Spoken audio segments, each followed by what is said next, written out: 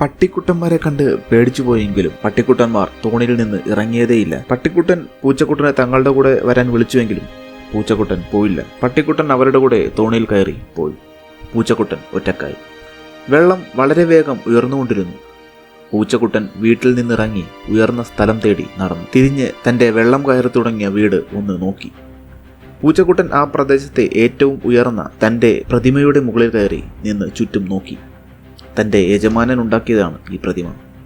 അപ്പോഴേക്കും പൂച്ചക്കുട്ടൻ്റെ വീട് പൂർണ്ണമായും വെള്ളത്തിൽ മുങ്ങി തുടങ്ങിയിരുന്നു. വെള്ളം വളരെ വേഗം ഉയർന്ന് പൂച്ചക്കുട്ടൻ കയറി നിന്ന പ്രതിമയും വെള്ളത്തിനടിയിലാവാൻ തുടങ്ങി. എങ്ങും വെള്ളം മാത്രം. രക്ഷപ്പെടാൻ ഒരു വഴിയും പൂച്ചക്കുട്ടൻ കാണുന്നില്ല. പെട്ടെന്ന് വെള്ളത്തിൽ നിന്നും ഭീമാകാരനായ ഒരു ജീവി പൊങ്ങിത്താഴുന്നു. പൂച്ചക്കുട്ടൻ പേടിച്ചു പോകുന്നു. വിഷമിച്ചു നിന്ന പൂച്ചക്കുട്ടൻ്റെ മുൻപിലേക്ക് ദൂരെ നിന്നൊരു പായ്ക്കപ്പൽ വരുന്നു. പൂർണ്ണമായും വെള്ളത്തിലായ പ്രതിമയിൽ നിന്നും തൻ്റെ അടുത്തുകൂടി പോയ പായ്ക്കപ്പലിലേക്ക് പൂച്ചക്കുട്ടൻ ചാടിക്കയറുന്നു. അതിലൊരു കാപ്പിബാറ ഉണ്ടായിരുന്നു. പൂച്ചക്കുട്ടൻ പേടിയോടെയും അത്ഭുതത്തോടെയും കാപ്പിബാറയെ നോക്കുന്നു. പക്ഷേ കാപ്പിബാറ ഒന്നും ചെയ്യുന്നില്ല. അവൻ പൂച്ചക്കുട്ടൻ്റെ അടുത്തിരുന്ന് ഉറങ്ങാൻ തുടങ്ങുന്നു. അപ്പോഴേക്കും സൂര്യൻ അസ്തമിക്കാൻ തുടങ്ങിയിരുന്നു.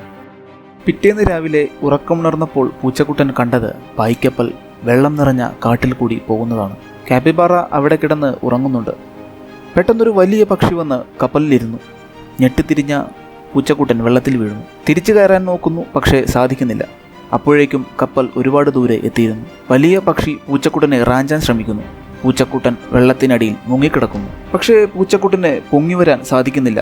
ആഴങ്ങളിലേക്ക് താഴ്ന്നു പോകുന്നു. പൂച്ചക്കുട്ടൻ്റെ ബോധം മറഞ്ഞു പോകുന്നു. പെട്ടെന്ന് ആഴങ്ങളിൽ നിന്ന് ഒരു ഭീമാകാരൻ തിമിംഗലം വന്ന് പൂച്ചക്കുട്ടനെ താങ്ങിയെടുത്ത് വെള്ളത്തിന് മുകളിൽ എത്തിക്കുന്നു.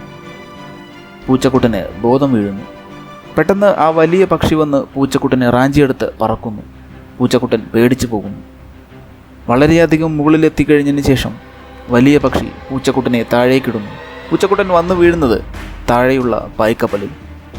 വളരെയധികം പേടിച്ച ആ വലിയ പക്ഷി പായ്ക്കപ്പലിൽ വന്നിരുന്ന് പൂച്ചക്കുട്ടനെ നോക്കിയിരുന്നിട്ട് പറന്നു പോകുന്നു.